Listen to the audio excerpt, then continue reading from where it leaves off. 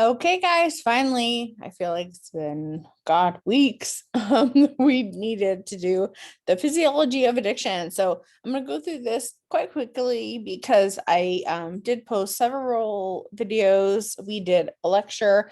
This is just kind of like a nice reminder and whatnot for the physiology of addiction.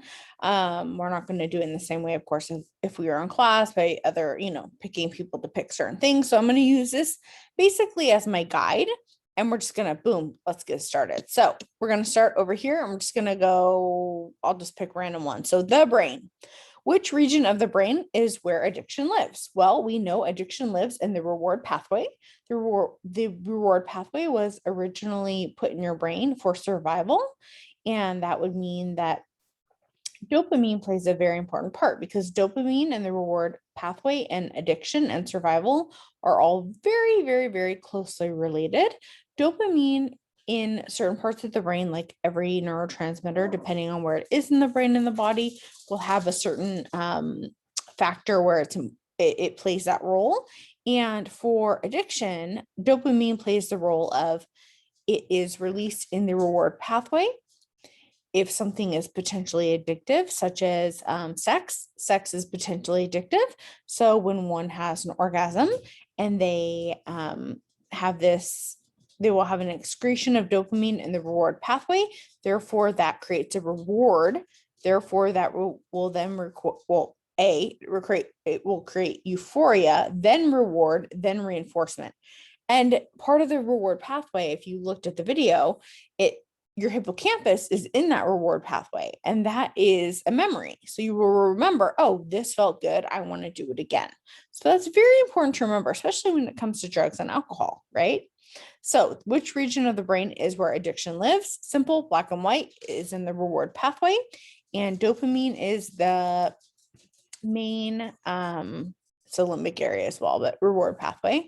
Dopamine is the main neurotransmitter when it comes to addiction because it creates euphoria in the reward pathway, then reward, then reinforcement of that behavior. All right, let's go over here, the body 200, what does the term hepatitis mean? We know that hepatitis means inflammation. Hepa is your liver. Your liver is located in your left upper quadrant. You can actually feel pain in your liver and feel tenderness. And we can do palpation to measure your liver. Should be, depending on your size, about 11 centimeters or so, depending if it's got a fatty liver, if you've been abusing it or not, and of course how big of a person you are. But that's what hepatitis means. And remember, there's A, B, C. I mean, it's not just hepatitis is not only caused from drugs and alcohol and whatnot. It can be caused from, infected feces, all sorts of things, or ingesting feces. Okay, let's do treatment 300. What is an example of harm reduction treatment? So harm reduction is different than abstinence-based treatment. So abstinence-based treatment, there's many treatments in recovery. And when I say recovery, that means addiction therapy. And that has to do with abstinence-based would be like El Camino where I work, where we do not prescribe anything that has the potential to ignite dopamine in the reward pathway. Remember, anything that has the potential or anything that releases dopamine in the reward pathway, as I said in my lecture weeks ago, anything that releases dopamine in the reward pathway has the potential to become addictive. So we will not prescribe that. Example, Ativan, obviously alcohol, but it's a little different because it's legal. Heroin, even opiates are legal. Now, of course, I'm gonna not get too off subject here because this is a quick and dirty dry, if you will. I want you guys to get the highlights of this information because of for your final. If somebody breaks their femur, I'm sorry, recovery or not, you're getting some.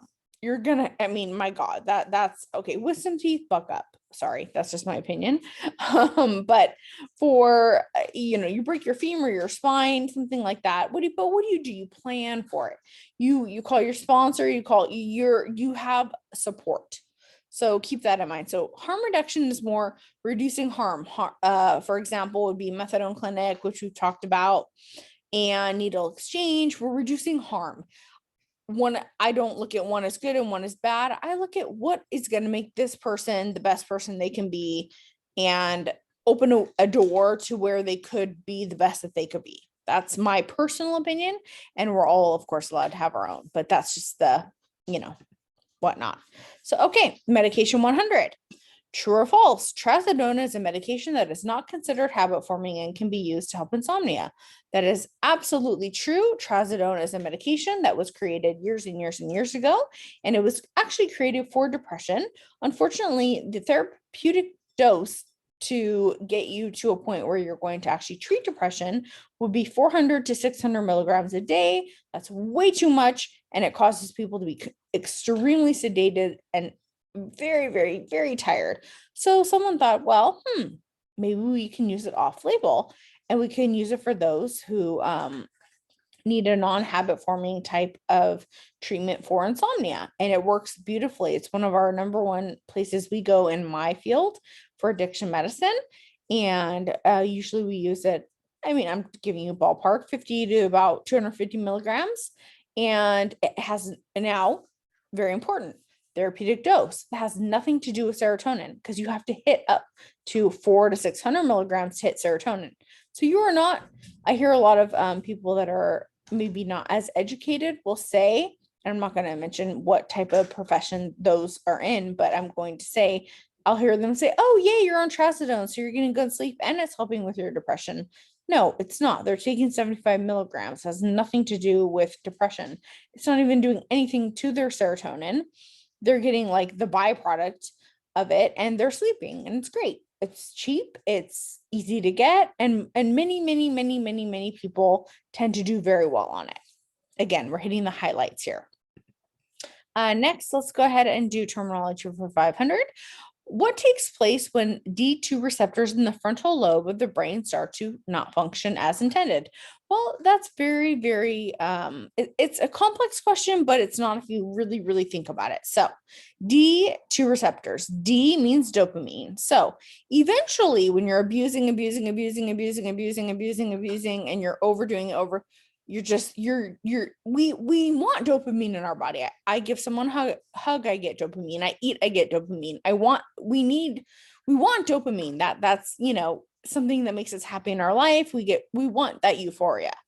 However, if we're constantly getting so much euphoria that we need to turn it down because it's so much, our body is like overwhelmed by it, homeostasis, as we know I love. What will happen is your brain will say, well, I don't need to expend the energy on that anymore, and I'm not going to make it. So one of three things will happen. You don't need to remember how, just remember you have less. That's what you need to remember, but I'll just tell you for those of you who want to know, you're either going to start not making as much dopamine. Your receptors will not receive the dopamine. They will shut down, or your recyclers will suck up the dopamine faster and recycle it. And if you watch the Ruth Poti video, she explains that perfectly, just as almost exactly what I said. So what happens is when we don't have enough dopamine in our brain, like I had mentioned earlier, our receptors are, they do several things in the body. So our dopamine D2 specific receptors in our frontal lobe work very much so with impulsivity, good judgment, making good decisions. So if we don't have enough of that, so if we're lowering that, because all of a sudden your body's like, well, I'm not making it. No, you're making it. You're giving it to me. You're shooting up heroin. You're giving it to me for free. I'm not going to make it. You're not getting enough at that point. You're depleted. That is going to cause a dysfunction in the way your brain is actually functioning. And this is not ever an excuse to go home and say, oh, I'm so sorry, honey, that I did this and I stole and I did that. Because my D2 receptors are depleted.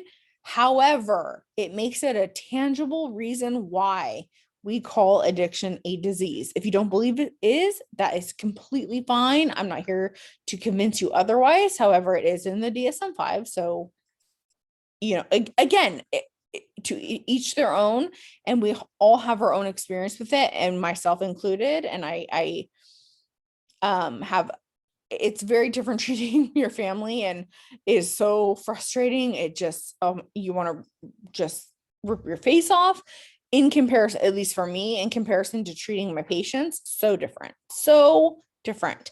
And so the point of this question is, there are several different things that attribute to the brain physically and chemically changing with addiction.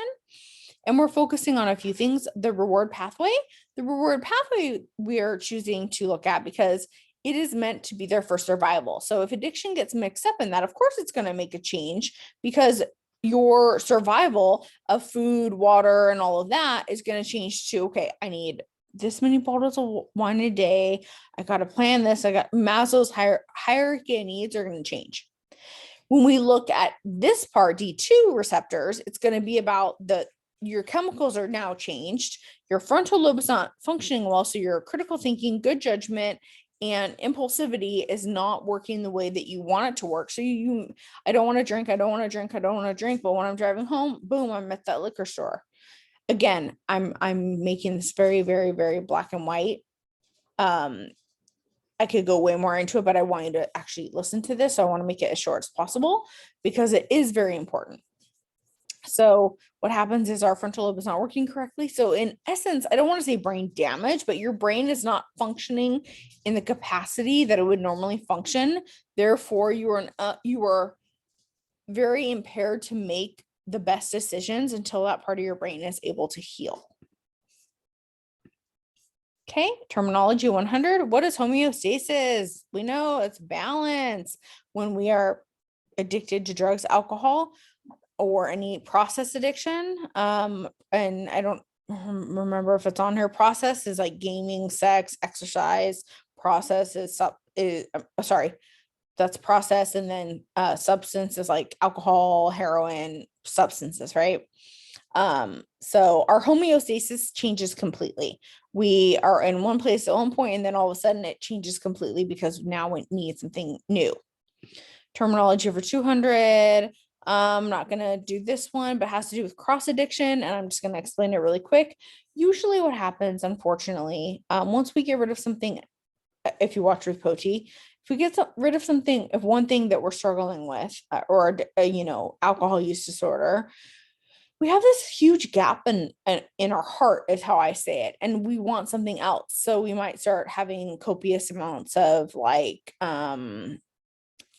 obsessed with our eating, or a lot of sex, or a lot of exercise, or doing more things than normal, eating a lot more. And usually that's very actually normal in the beginning of the eating part, and eating a lot of sugar. It helps with the cravings, because remember, this is about survival. So what are you going to live longer on? A cupcake or a cake in the forest, or carrots? A cake, because it has salt, sugar, and fat. And remember what I said about addiction earlier. Addiction has to do with survival. So of course, that's going to make me have more dopamine. So more dopamine is going to flood in my brain. I'm going to have more euphoria, more reinforcement, and I'm going to have that cake is going to keep me alive longer. So keeping that in mind. All right, the brain 200. The neurotransmitter, cross addiction, sorry. So a lot of times something else will take its place. So something else feels really good. So we'll maybe take that over. It may not be a full-blown addiction like alcohol use disorder or this disorder. It might be more of an abuse. Like you might find yourself at the gym, and that's a really common one for anything that makes you feel any sort of dopamine. You're just, give it to me. Give me anything that makes me feel good, because I feel awful, because my dopamine level at this point is so low. While my brain is repairing itself, give me anything, every and anything that makes me feel good. Okay. What neurotransmitter in the brain is part of the survival mechanism and reinforces behavior such as, it's exactly what we just said, dopamine. So dopamine is that neurotransmitter that works in the reward pathway, and it makes you feel good. It gives you euphoria, which equals reward, which equals reinforcement. Medications, what does the term off-label mean? We all know what that already means, so we don't need to go over it. We'll go down to 300. Controlled substances. or scheduled substances indicates that anything that falls into one of these categories is what? It's potentially addictive. So if you have a medication that is considered controlled or scheduled, I prefer the word controlled. It means that it has the potential to be addictive, meaning codeine, Adderall. Now, are these bad medications? I'm not saying they're bad. Ativan, all of those medications, I am not saying they're bad medications. I feel they have a use in modern medicine. It's how they're used is where I think things go wrong. That's my personal opinion, but I want you to be aware of that term. Okay, what does CBD? Nope, I won't question you on that, so we'll skip it. And we will skip that. I won't question you on that. I basically, I do this with my group in El Camino, so I'll skip some of them. Neurotransmitter, communication in the brain. Boom, that's it. That is it. Literally, you'll probably have that on your final. That is it. What does a neurotransmitter do in the brain? It communicates. Boom, done, over. Addictions for 100, true or false? I would never fix this. True or false? A substance interacts with dopamine in the reward pathway, then it has an addictive potential. Well, we just talked about that. Absolutely. If I'm trying to keep this super short. What category of drug does cocaine fall into? It is a stimulant. Just for fun. I won't test you on it. What class of medication is Ativan? This is important. I probably will test you on this. So we have a classification of medications called anti-anxiety medications, specifically benzodiazepines. Ativan, such as Valium, Klonopin, Librium, Xanax, they all fall into the class of benzodiazepines. These are medications that help with anti-anxiety. Yes, they can help with seizures as well. So if someone's actively having a seizure, you can give them an injection and it will stop the seizure usually, or that's its intended purpose.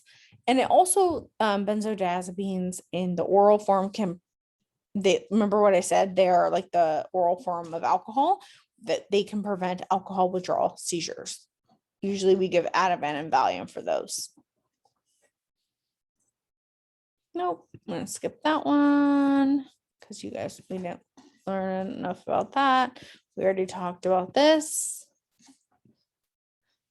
What organ in the body metabolizes alcohol? The liver. Yay. And what medication? I was a little bit disappointed at how many people got this wrong on our last test, because I talked about it and then I recorded it again and it was the first one, but that's okay. We'll talk about it again. So in the body, what part of your body metabolizes alcohol? The liver. If I give you a medication called Antabuse, it's an aversion therapy. It blocks the metabolism of alcohol, therefore giving you alcohol poisoning, therefore making you very, very, very sick. Please remember that. Abstinence based, we already talked about that. We don't need to know what this means.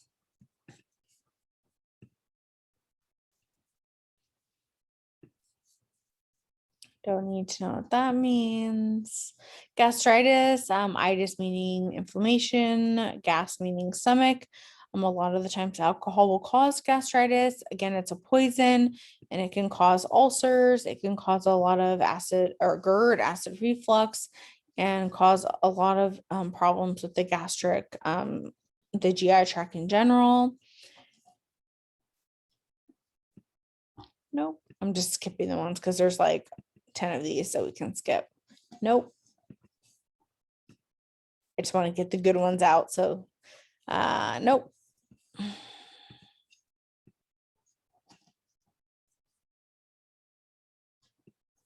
Nope. Antabuse, we know how that works. We've already talked about that. The part of the brain and is responsible for executive functions and impulse control, not the reward pathway, which most of you answered on our last quiz, the frontal lobe. Right, guys? Yay. Please remember that. That will be on your final, guaranteed. And that is the end. So that's it. Short, simple, sweet. Those are the main things that I want you to get from this. I kept it the shortest and sweetest I think I've ever done in my entire life. I'm going to stop sharing my screen here. You're gonna see my dog probably going crazy on a bowl of ramen because he apparently is starving.